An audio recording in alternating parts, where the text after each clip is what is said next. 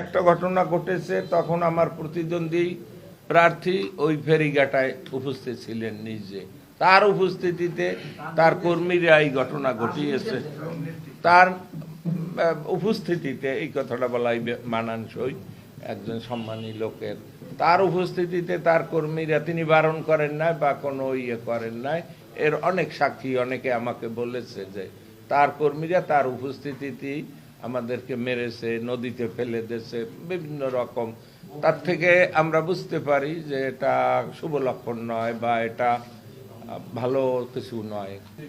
না, এখন পর্যন্ত আমরা সেরকম, কারণ বাংলাদেশের 300 ভাগের 1 ভাগ আমরা, একটা আসন। তো সারা দেশে এখন পর্যন্ত কিছু ঘটনা ঘটেছে, ব্যতিক্রমী ঘটনা, তারপরও আমরা দেখি যে সন্তোষজনকও বলা যায়। অ্যাজ এ হোল অতীতের নির্বাচনের ইতিহাস, বিভিন্ন সময়েরই নির্বাচনে যে হাঙ্গামা হয়েছে সেই তুলনায় কিন্তু বাস্তব ভালোই রয়েছে। তো তারপরও পাথরঘাটার ব্যাপারটা, যেহেতু সুন্দরবনটা কাছে, এটাও একটা মানে চিন্তার কারণ। সুন্দরবনের দস্যুদের একটা চিরকাল শুনে আসছি যে ওখানে একটা আস্তানা, সেই জন্য তারা ঢুকতে পারে।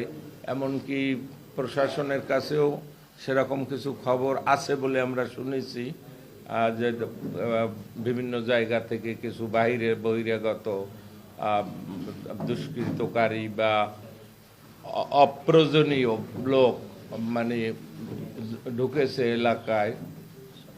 তারপর এখন পর্যন্ত আমরা, কেন্দ্র আমাদেরকে উৎসাহিতই করতেছে এবং আমরাও চাই নির্বাচন শান্তিপূর্ণভাবেই হোক। এখনো আমরা এটার পক্ষে, বর্জন বা এই ধরনের কোনো চিন্তা এখন পর্যন্ত আমাদের মাথায় আসেনি। তবে এরকম যদি চলে, দেশের আরও কিছু জায়গায় এরকম 2-1টা ঘটনা, 2-4টা ঘটনা ঘটেছে, আর এখানেও যদি এরকমই চলতে থাকে তাহলে তো অন্যরকম চিন্তা করতে হতেই পারে। তিনি দলীয়ভাবে অতীতে নানান দল করেছেন, আপনারা জানেন না, বিভিন্ন দল। বর্তমানে তিনি কোনো দলে নাই, এটা সত্য কথা। আমাদের প্রাথমিক সদস্য পদ বেশ কয়েক মাস আগে পূরণ করেছেন, এটা উনি স্বীকার করেছেন। তবে কোনো অ্যাক্টিভ রোল জামাতের সাথে নেই, বয়স 80-র উপরে, কিন্তু নির্বাচনে আমাদের পক্ষে। আমাদের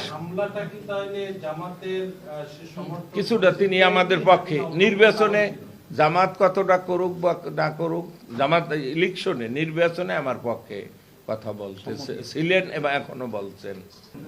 এটা আশা করি না, ইনশাআল্লাহ হবে না। প্রশাসন বলতেছেন, ঊর্ধ্বতন মহল, এরপরও নিশ্চয়তা নাই। হ্যাঁ, হলে হতেও পারে, অনেক কিছুই হয় যেটা বলা যায় না। তবে আমরা এখনো আশাবাদী যে এরকম হবে না, যেহেতু সরকার, আজকেও আমি পুলিশ প্রশাসন, ডিসি সাহেব এদের সাথে কথা বলেছি, নৌবাহিনীর লোকদের সাথে, পুলিশের আরও ঊর্ধ্বতন মহলে, সবাই বলে যে না, নির্বাচনের দিন বা নির্বাচন এর আগে পরে বড় কোনো ধরনের অঘটন হবে না।